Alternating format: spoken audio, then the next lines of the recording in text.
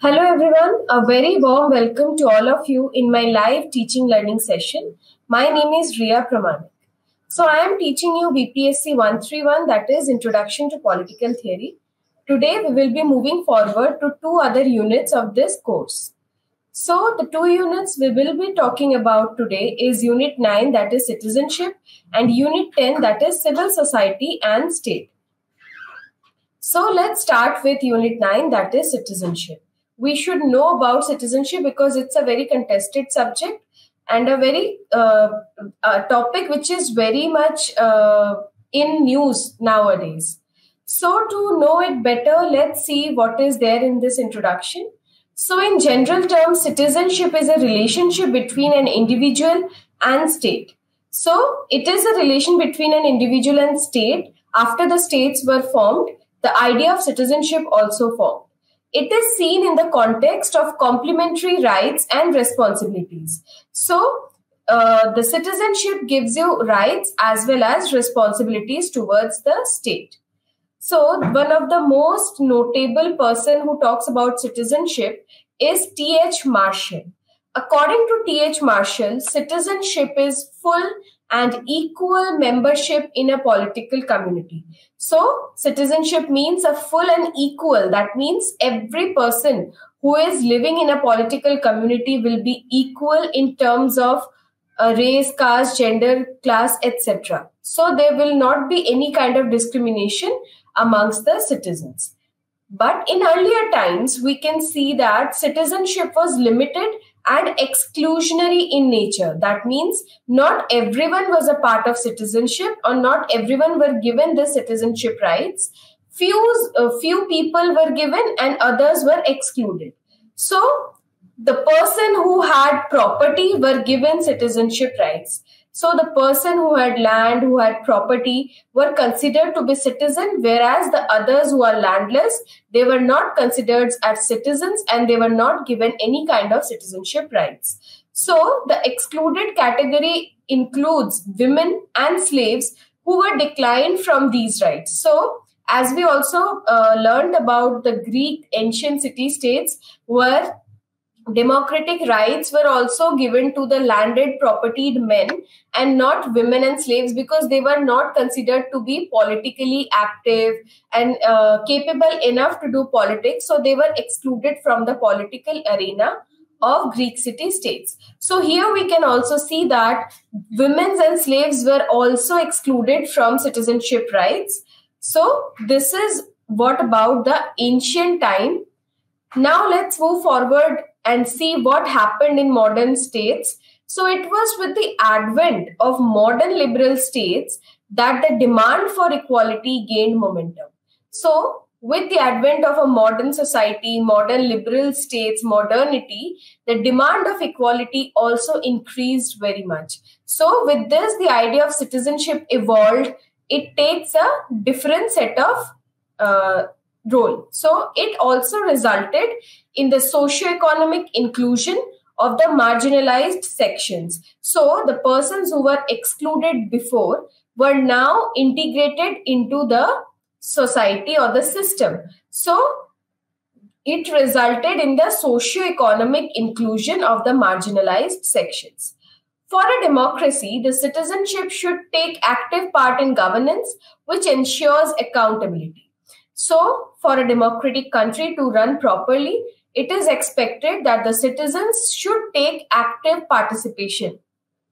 Citizens' participation is very much necessary in a democracy, and the citizenship should take active part in governance, which also ensures accountability, whether the government is working properly or not, whether there is corruption happening or not, to see all these things, to check how government is functioning.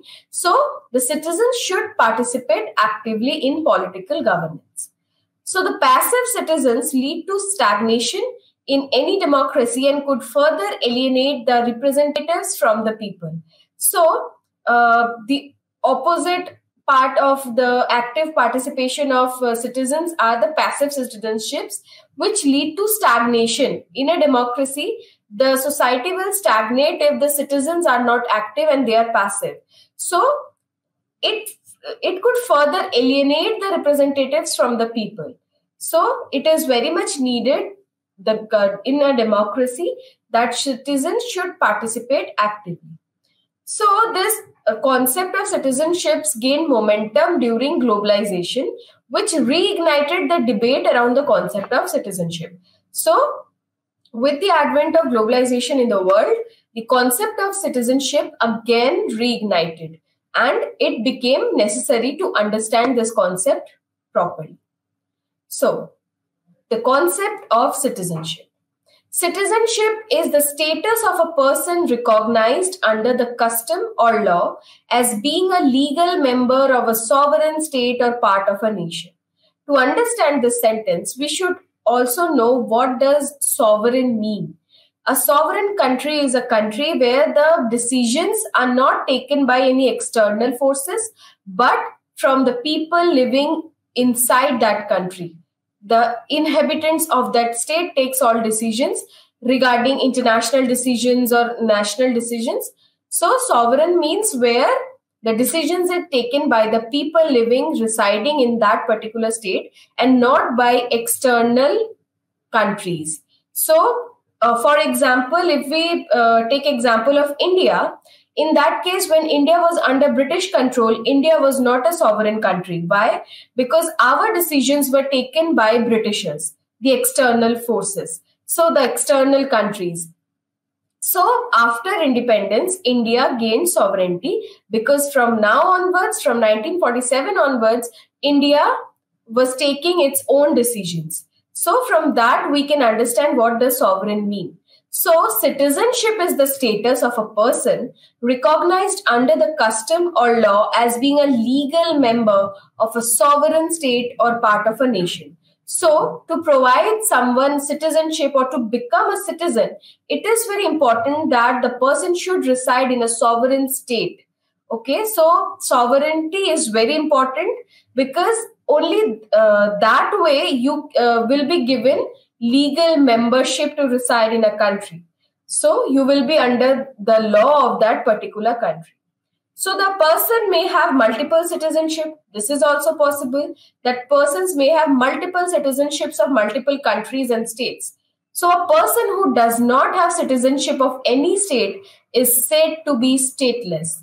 A person who does not have citizenship of any state, there are many migrants who doesn't have any kind of membership from any state or citizenship. So they are considered to be, or they are known to be, as a stateless person. Also, if a person is residing in a state and he is a legal member to reside in the states, he will be called as a citizen. Whereas if a person from other country or other place, if residing in a particular country, he will be known as alien. Why? Because he is not the original habitant of that place or residing in that particular country. So there is a difference between citizen and an alien.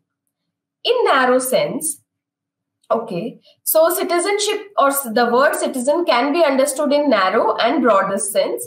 So in narrow sense, it means the resident of a city or one who enjoys the privilege of living in a city. So in narrow sense, a person who is enjoying the privilege of living in a city is considered to be a citizen. Whereas in broader sense, a citizen means a person who resides within the territorial limits of the state. So in broader sense, there is a territorial limit. There is a territory demarcated borders which separates us from the others, which separates one country's citizen to the other country's citizen. So in broader sense, citizens means a person who resides within the territorial limits of the state.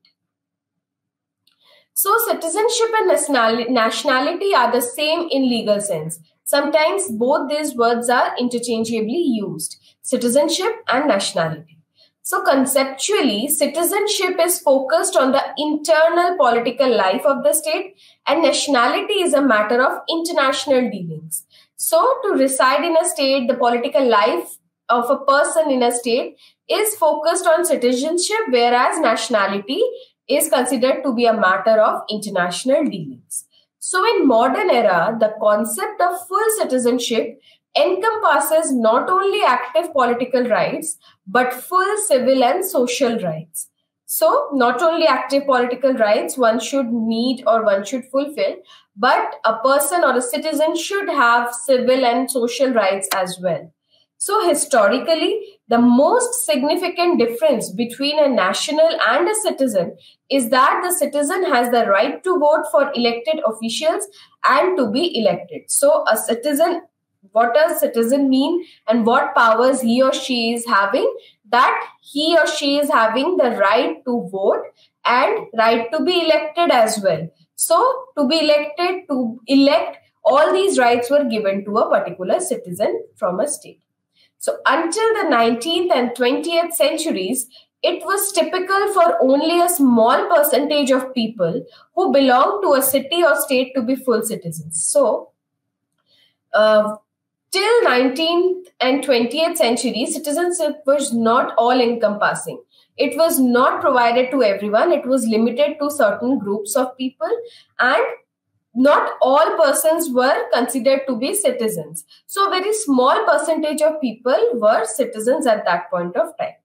In the past, most people were excluded from citizenship on the basis of gender, class, ethnicity, religion, and other factors. So as we already discussed about this, there were many people who were excluded from the citizenship. They were not given citizenship because it was believed that it was the only right of men, propertied men, who should participate in political matters, and they will be given citizenship rights. So there are three types of rights associated with citizenship. The first is civil rights, the second is political rights, and the third one is social rights.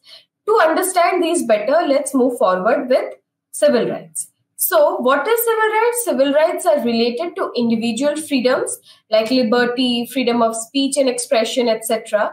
These rights can be seen as power against the state as they safeguard dissent in a democracy. So many times it could be seen that persons are not happy with the state because of its interference in their personal lives. So at that point of time, these civil rights is a voice given to the citizens opposite or to oppose the state. So the powers like the rights like liberty, freedom to speech and expressions, which allows a person to speak his mind, whether it's going against or not, it doesn't matter. If a person has his own understanding, he has the freedom or she has the freedom to express that.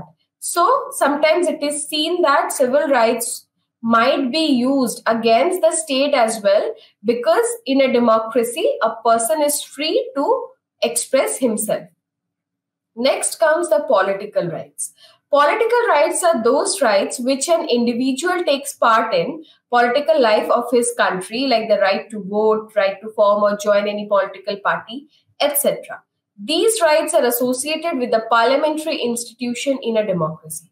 So with the term political rights, we should understand that participating in politics is a kind of right given to a citizen. So how we participate in politics? By giving vote, by joining a political party.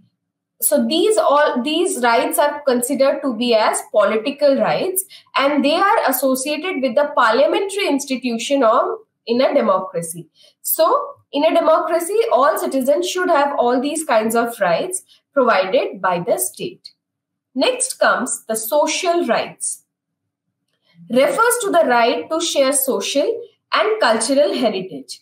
The welfare state idea gained ground after the Second World War, and it is the state's duty to guarantee a minimum living standard in order to iron out inequalities between its citizens. So, after the Second World War, states realized that there is a duty of a state where they will be providing at least minimum living standard to its citizens, because otherwise there will be many inequalities. So, to erase the inequalities in a country, the state should provide minimum standing livings. They should provide welfare policies for their citizens so that all other persons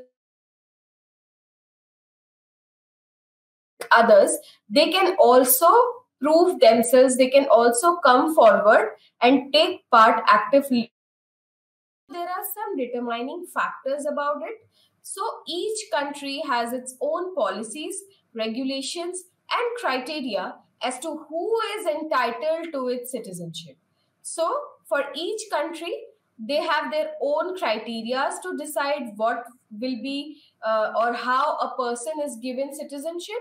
So a person can be recognized or granted citizenship on a number of grounds. There are a number of grounds in which citizenship is given to a person. Usually, citizenship based on the place of birth is automatic. In other cases, an application may be required. So, for example, if a person is given birth or is born in a country like India, automatically he will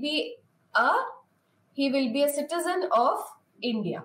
So it is an automatic criteria, but in other cases there should be a kind of application to be filed for gaining the citizenship.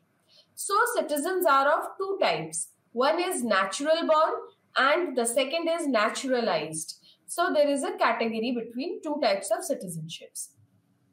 So natural born citizens are those who are the citizens of a state by virtue of their birth or blood relations. So if a person is taking birth in a particular country, he will become a citizen of that country irrespective of his class, gender, etc.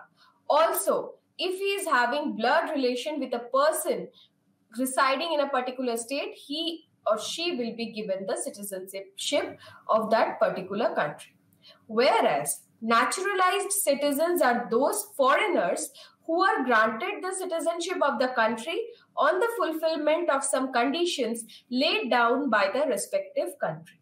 So, to understand this, let's take example of me. If I am taking birth in India, naturally I am a citizen of India because I took birth. So by birth, I am a citizen of India. But suppose if I want to go outside to a foreign country and want to become a citizen of France, for example. So for them, I need to file an application. And if I become a citizenship of France, the citizenship will be considered to be as naturalized citizenship because for France, I am a foreigner. So if they allow me or if they grant me the citizenship, I have to fulfill some conditions that is laid down by France. So the rules and regulations, the conditions laid down by France, for example, have to be accepted by me. I need to practice all those conditions. I need to fulfill them. Then only I will be given citizenship in that country. So if I go outside and take citizenship, then it will be known as naturalized citizenship. Whereas in India, because I took birth in this country, I am naturally a citizenship of India, where I don't need to file any application as such. So let's move forward to understand this better.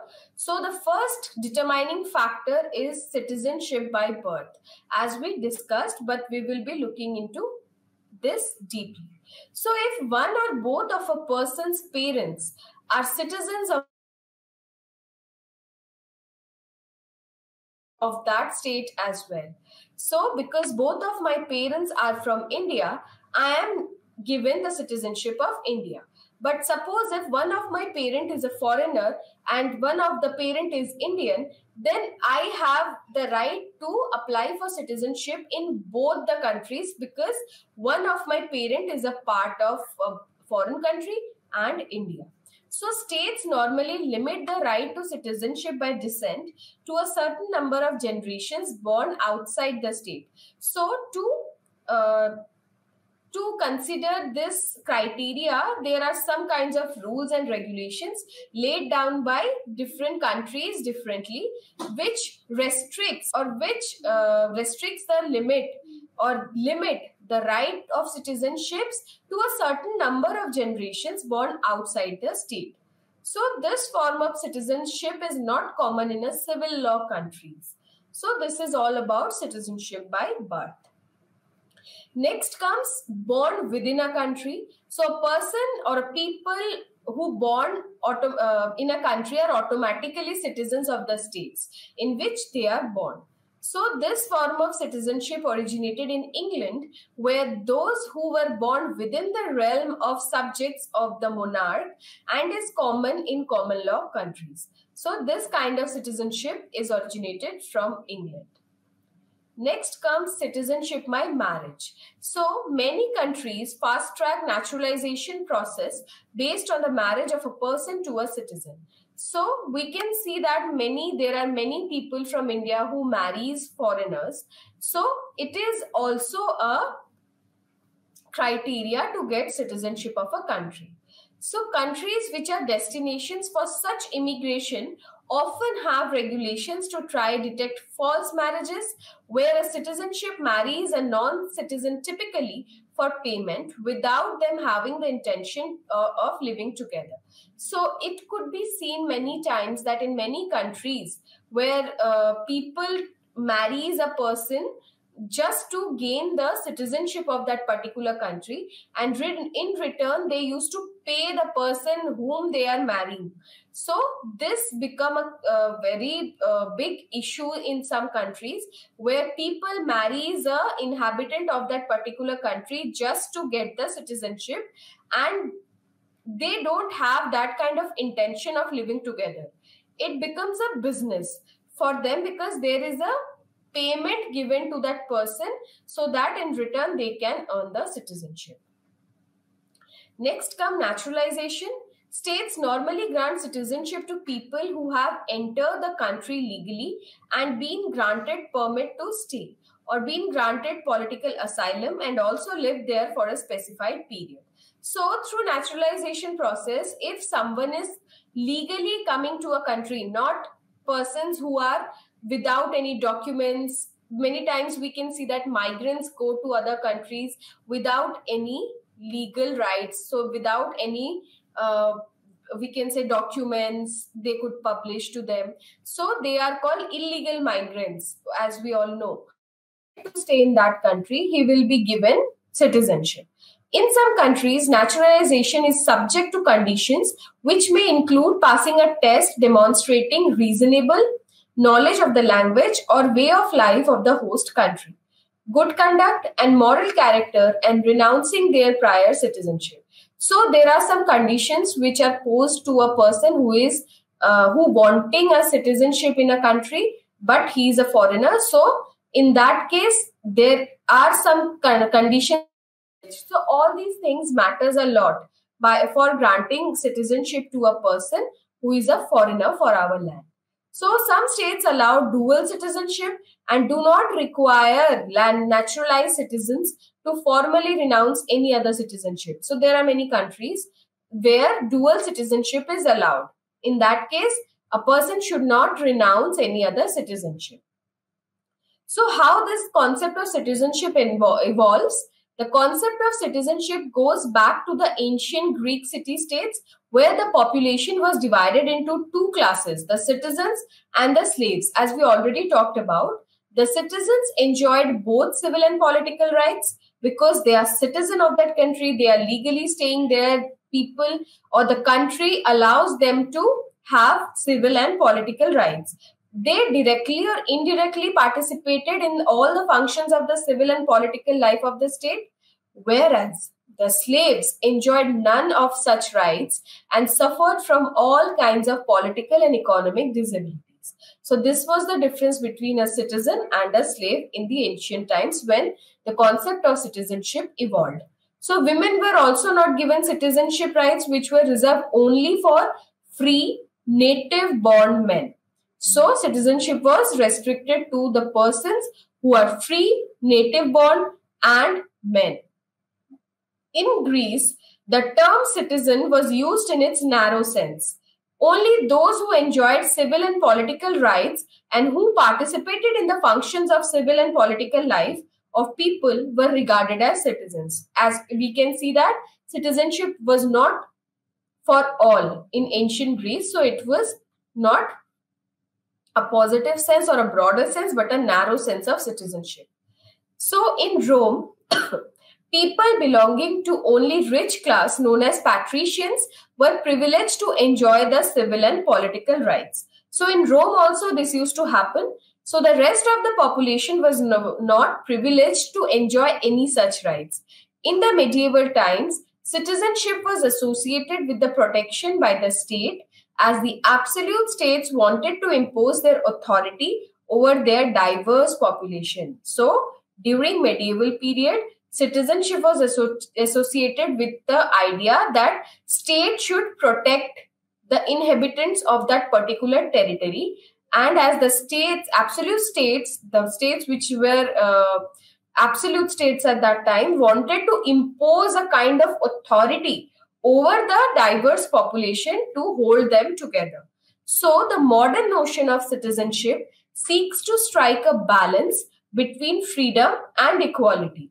Inequalities like caste, class, gender, etc. are being eliminated by providing conditions of equality through affirmative actions. So, citizenship is also about equality.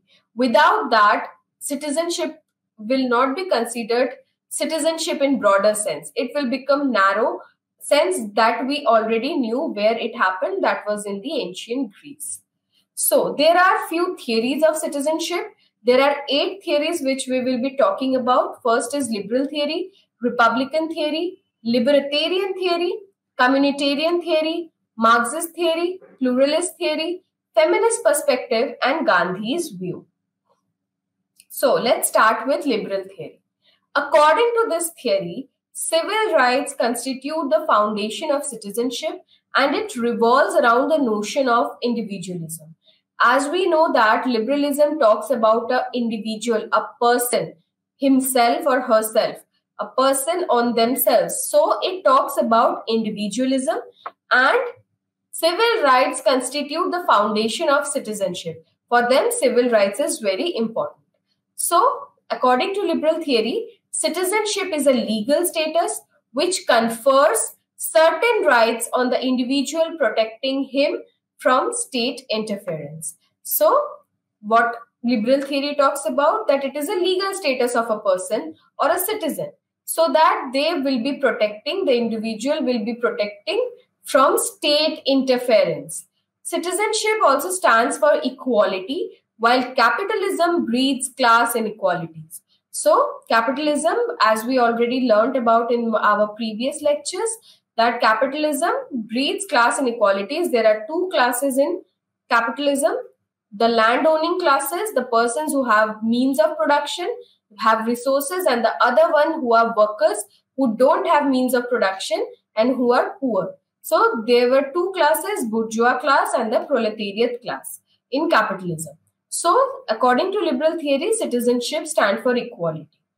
This is the reason why T.H. Marshall entrusted the state with welfare functions to take care of the needy ones by ensuring minimum standard of living, that is social security. So according to T.H. Marshall, state should perform welfare activities so that the persons who are very poor and who are needy, they should be given a limited or a minimum standard of living. Otherwise, he or she will not be able to develop itself, develop their personalities. So for them, it is the function or it is the duty of a state to provide some kind of welfare policies.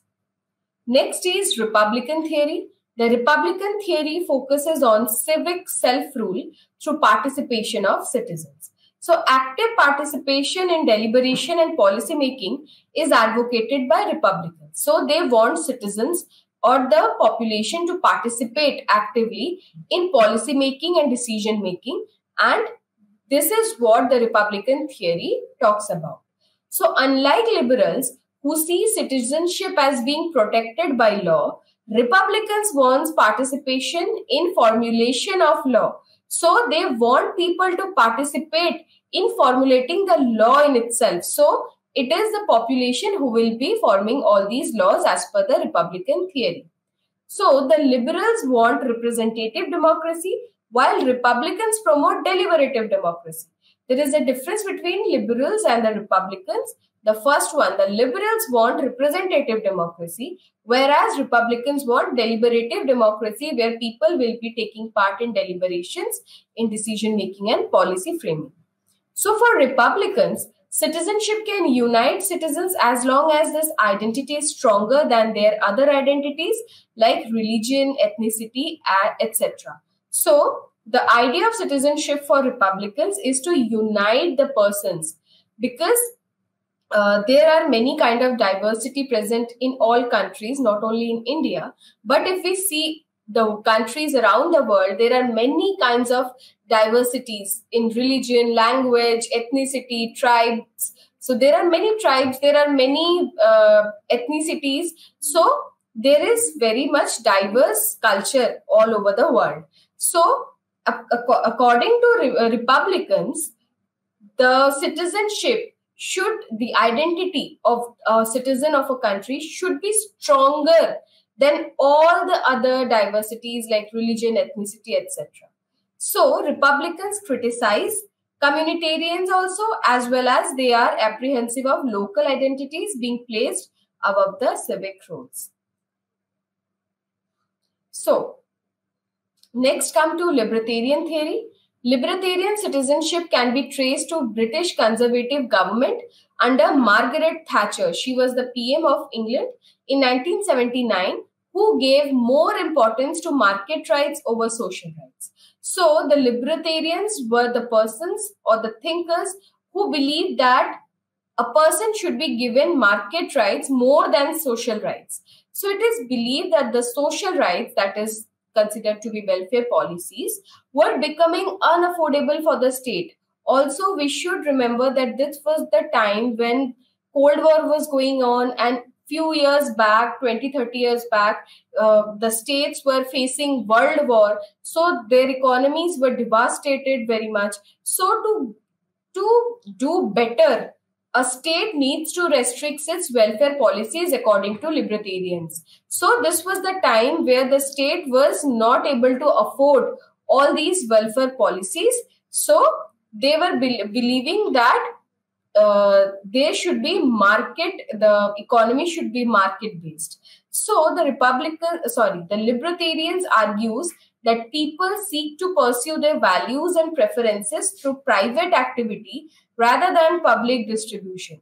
So they were talking about privatization, and for them, citizenship is the product of free choice and contract among individuals. So according to them, there is no one who could provide citizenship, but it is the citizens or the population of a particular state, which the individuals who make a contract between themselves according to their free choice and become citizen. So it considers market society as its basis and a suitable model of civic life. So according to one of the proponent of libertarian theory was Robert Nozick. So libertarians prioritize market rights, which are seen as entrepreneurial freedom. They want freedom to earn and own property as well as its protection. So what libertarian believes, that there should be freedom to earn and own property, and there should be protection on those properties and earnings. Next comes communitarian theory. Communitarians argue that an individual does not exist prior to the community.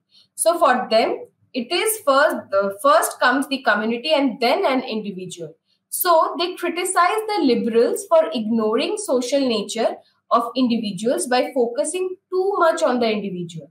So as we already learned that the liberals were talking about individual or individualism, but communitarians criticize them. So communitarians also argue that liberals have not given any importance to duties and responsibility towards a community, as their focus is on rights of individual. So they critique liberals by saying that they didn't talk about any kind of duties and responsibilities a person should have towards the community, because they were only talking about the rights of an individual. So communitarian they talks about community. So the main tenet of this theory is that A citizen should identify himself within a community or with the community of which he or she is a member, and take part in its political life and contribute to the realization of civic virtues. So, according to communitarians, community is everything, and a person should identify himself or herself with the community in which he or she belongs. So, communitarian citizenship give more importance to group rights rather than individual rights. So, there is a difference according to this theory. Let's move forward to Marxist theory. According to Marxist theory, rights associated with citizenship are byproducts of class conflict. As we already talked about two classes. So, according to Marxist theory, citizenships or the rights associated with citizenship are a byproduct of class conflict. So, according to them, the economically weaker section are not in a position to exercise their citizenship rights due to dominance of economically powerful sections. So, for them, because they are poor, they are economically weaker section in a country, they were not in a position to exercise the citizenship rights given to them because they were dominated by the economically powerful sections of the society. So, Marxists believe that since the state will wither away after the revolution, the concept of citizenship itself is temporary. So, according to Marxist theory, in part 1 or 2 of my lecture, we talked about that in briefly. So, we know that the Marx talks about few stages from which the communism will arise. So, in communism, there will be no state will wither away, and because state will not be there because there is a revolution to eliminate state from a country, the concept of citizenship itself is temporary for Marxists. So, since there are no political institutions in a communist state, there will be no need for citizenship. So, because there is no state, there will be no requirement of citizenship according to Marxist theory. So, Anthony Giddens argued that the development of modern democracy and citizenship began in the 16th century when the state started to increase its administrative power to supervise the population and store data regarding them. So, what Anthony Giddens is saying is that this idea of citizenship or the development of democracy and citizenship began in the 16th century where the state wanted to increase its administrative power to supervise the population, and also data were stored regarding this. So, this is all about Marxist theory. Next comes the pluralist theory. This theory treats the development of citizenship as a multidimensional and complex process and attributes the evolution of the concept of citizenship to a diverse set of factors. So, it holds that citizenship means a reciprocal relationship between an individual and community, which is being argued by David Held. So, according to this theory, individual is entitled to certain rights against the community, and he also owes certain duties to the community, and hence essence of citizenship lies in the life of community. So, it also talks about the relationship between individual and community, and that community is also important for this theory. So, the pluralist theory insists on inquiring into all types of discrimination against people, whether on grounds of gender, race, religion, property, education, occupation, or age. So, this is about pluralist theory. Next comes the feminist perspective. Feminists have argued that women are second-class citizens world over due to dominance of men in civil, political, cultural, economic, and social spheres of life. As we already learned about gender in my last lecture or last part of my lecture, so we will be understanding this better. So, according to feminists, women were considered to be a second-class citizens, and they were not given chance to participate in civil, political, cultural, economic, and social spheres of life because they were dominated by men, And because of the patriarchal mindset and patriarchal setup, they are not allowed to go out and take decisions on their own. So, as per feminists, the treatment given to a woman is for a second class citizen, and women have less level of political participation in any country, while they also have less political representation compared to men. So, according to them, women are the participation of women in policy making and in political arenas are very less as compared to men, and they were also less compared, politically compared, as compared to men. So they have also questioned the distinction between public and private domestic spheres, which is a tool to perpetuate male dominance at the cost of women's rights. So what happened is, there is a distinction between public and private. So at that point of time, women are considered to be a part of the private spheres, the domestic spheres, and the public sphere is about the men.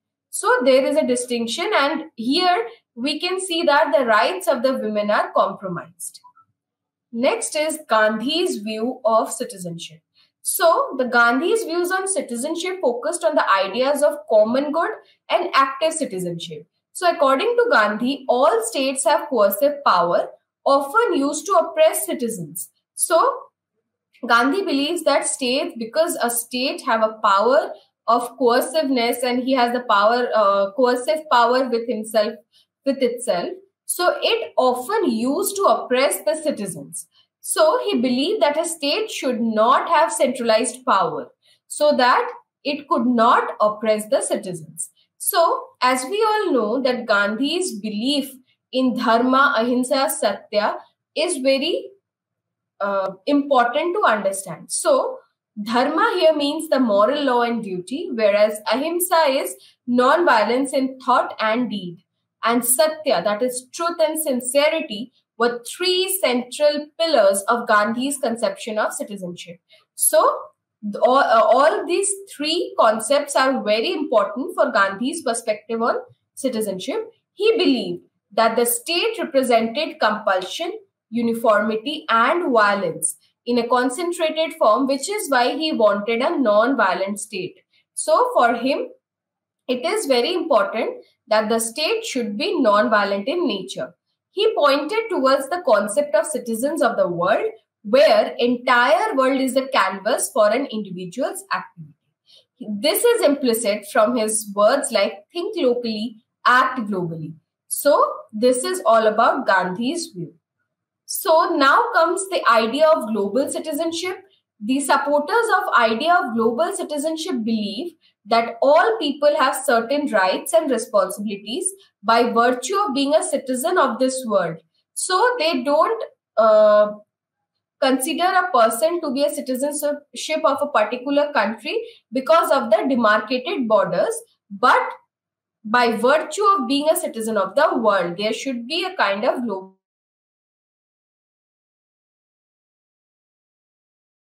of citizens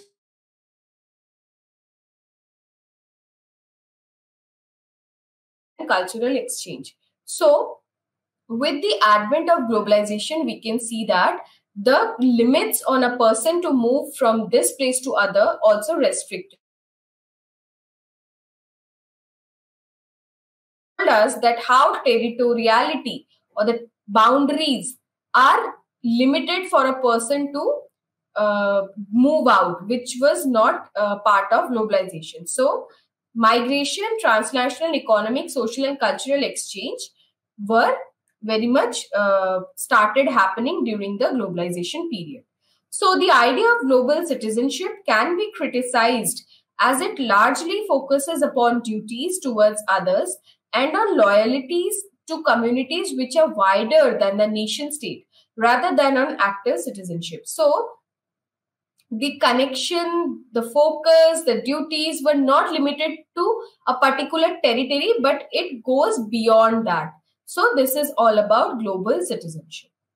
Now, let's move forward to Unit 10, that is Civil Society and State. So the idea of state occupies a central place in political science. About state, we also learned in the first part of our lecture, but it was very brief introduction. But now we will be talking about state in much detail. So the idea of state occupies a central place in political science. So in political science, in all the parts of political science like political theory, comparative politics, state plays a very important role in that. So according to Professor Garner, political science begins and ends with state. So this is a very important quotation of a professor whose name is Garner. He says that political science begins and ends with state. This particular statement proves that how much state is important in political science. So the concept of state occupies the core of political theory. So the paper we are reading now, that is Introduction to Political Theory, to understand this, state occupies the core of political theory. So this is about state. Civil society has emerged as one of the most debated concepts in political theory. So also with state, it is civil society, which is now a most debated concept in political theory. It is undeniable that the concept of civil society is inextricably linked to the modern state. So there is a link between civil society and state, which we will be understanding in today's lecture. So there are many theories of state. The first theory or the first perspective is the classical or the classic understanding of state. So Plato, throughout his work, makes a case for an ideal state. So Plato, as we already know, that he was the teacher of Aristotle, and Aristotle was known as the father of political science. So for Plato, an ideal state is ruled by the philosopher rulers, was nothing short of a divine institution worthy of emulation and imitation. So for Plato, who will be ruling the state? It was the philosopher ruler, who must be having few or many qualities which is very much needed for a philosopher king or philosopher ruler to become a ruler. So Plato believed that the ideal state comprises members of three distinct classes, that the rulers, soldiers, and the people. So for Plato, the state should comprise of three distinct classes: rulers, soldiers, and the people. Plato emphasized that a good political community was one that promoted general well-being of all its citizens. So this is what Plato means. But must exist for an end, and the end of the state is the highest good of a man. So this is what Aristotle talked about state. So for both Aristotle and Plato, the state and its laws were more than the product of convention. They did not distinguish between state and society. For them, polis was an ethical entity whose purpose was to maintain good and happy life. So for them, for Aristotle and Plato, who were ancient Greek philosophers, for them state and society were same. They didn't distinguish between both. Now comes the liberal individualist understanding of state. For Niccolo Machiavelli, he is considered to be a modern thinker. Niccolo Machiavelli, the power of the state is the end of the state. That is, every state must aim at maximizing its power. State is the highest form of human association, according to Machiavelli. So for Machiavelli, state should maximize its power as much as possible. State should be the most powerful institution, according to Niccolo Machiavelli. Also, he said that the state is the highest form of human association. For Hobbes, there are few thinkers whom we are talking about. So it was about Niccolo Machiavelli. Now comes to Hobbes. So for Hobbes, when individuals agree to relinquish their natural rights to everything and to transfer their self-sovereignty to a higher civil authority or leviathan, the social contract allows individuals to leave the state of nature and enter civil society. So Hobbes talked about state of nature where there were no rule, people were living on their own. But he said that in state of nature, there were anarchy. So to control that, people transfer their self-sovereignty to a higher civil authority whose name was given by Hobbes as a Leviathan. So, by this, the person who were living in state of nature provide their self-sovereignty to Leviathan, and in return, Leviathan promised to protect the persons from any kind of... According to John Locke, he believes that the right to life, liberty, and property are natural rights that precede the establishment of civil rights. Were present in the state of nature, irrespective that they were anarchy, but these were natural rights and nobody can take them away. So, the third state of nature, the person who talks about social contract was Rousseau. So, the state of nature for Rousseau could only mean a primitive state preceding socialization, thus devoid of social traits such as pride, envy, or even fear of others. So, Rousseau opposed Hobbes's conception, where Hobbes said that the person is a solitary, nasty, brutish shot. So, this is what about Rousseau. Next comes Hegel. So, state is the march of God on earth, according to Hegel, implying that it is a divine manifestation on earth. So, for Hegel, state is a divine manifestation on earth. Next comes the Marxist understanding of state. The Marxist theory of state is one of the most prominent theory in political science. According to Marxist view, states needs to be abolished, as we already talked about this, or smashed, without which the emancipation of common people will never be possible. So, because Marxists believe that state is an instrument in the hands of the rich landowning capitalist people, so it is better to wither away with state. Otherwise, there will not be any kind of emancipation of common people.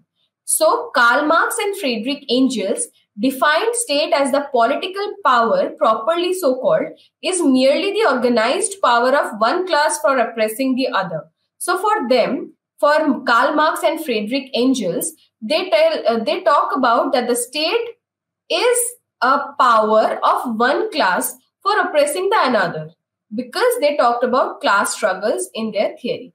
So for them, the state was not eternal.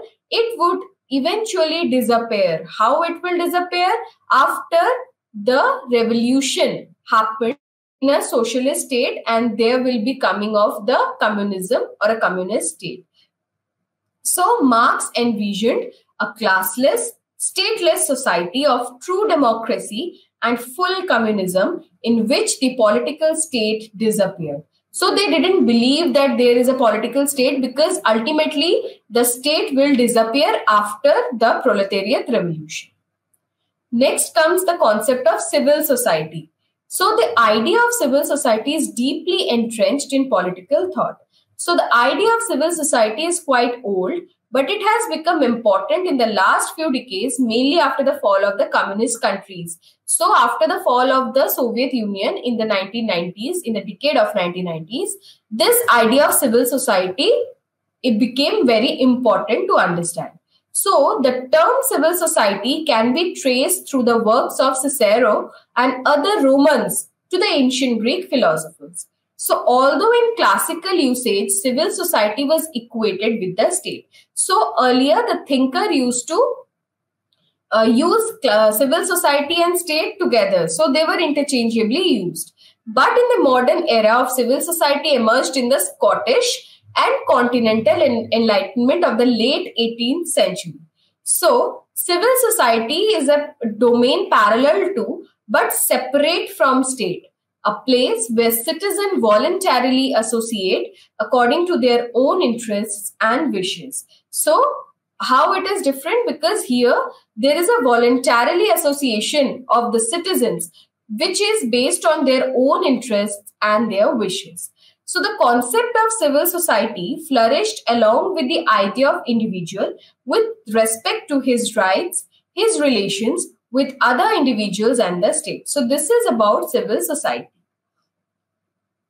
So there is a relationship between state and civil society as well. So, civil society and the state, although distinct, are never wholly autonomous in their relationships with each other.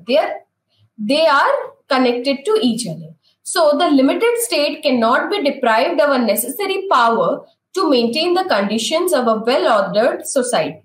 A strong civil society can flourish only within a strong state in the sense of its legitimacy and the effectiveness of its political institutions, rules and orders. So for a civil society to flourish, there is a need for a strong state. So we can see that the relationship is very mutual. So a weak and contested state can be a major impediment for the development of an active citizenry. So we can see that for a civil society to flourish, there is a huge need for a strong state. Weak and contested states can be a major impediment, a hurdle for the development of an active citizenry. So, according to David Held, the state and the civil society must become the condition for each other. So, state is armed with supreme legal authority, that is sovereignty. However, civil society enjoys no formal or legal authority. So, here we can see the relationship, the differences. So, for a state, it is armed with supreme legal authority, whereas civil society enjoys no formal or legal authority. The state is responsible for the maintenance of law and order, as we all know, the protection of its citizens from the internal external forces, whereas the civil society voluntarily undertakes protection of common interest of citizens. So, the diverse civil society often does play a valuable role in helping advance democracy, because here people used to do things according to their will, their choices. So, civil society groups can be much more effective in shaping state policy if the state has coherent powers for setting and enforcing policy. The progress of civil society depends upon the progress of the state, and the working of the state is in turn influenced by social customs and traditions. So, the way the state will progress, it will also impact the progress of the civil society, because it is dependent on the progress of the state.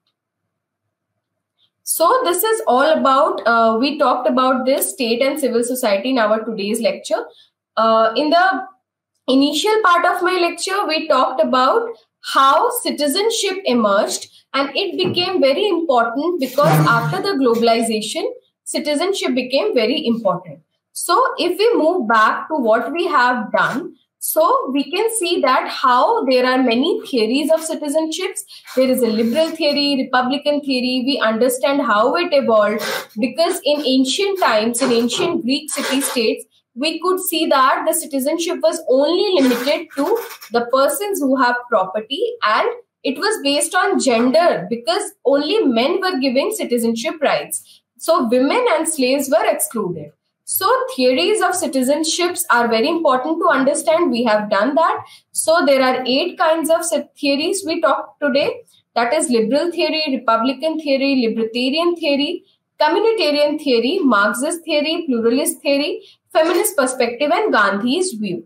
So we also talk about all these kinds of theories. So as we know that communitarian theory talks about community, whereas liberal theory talks about individualism. Whereas Marxist theory talks about that the state should wither away, and if state withers away, there is no need of citizenship. Whereas feminist perspective, according to them, if we recall what we have studied, we can see that the women were considered to be second-class citizens, because there is a patriarchal mindset around the society, and because of that, the political representation of women as compared to men is very less. So further, we also learned about Gandhi's view, and then we have moved forward to global citizenship, which increased because of globalization. Then we learned about civil societies, theories of state. We also learned about theories of state in the first part of our lecture. But in this part, we have learned all about this. So this is about the relationship between civil society and state. So thank you.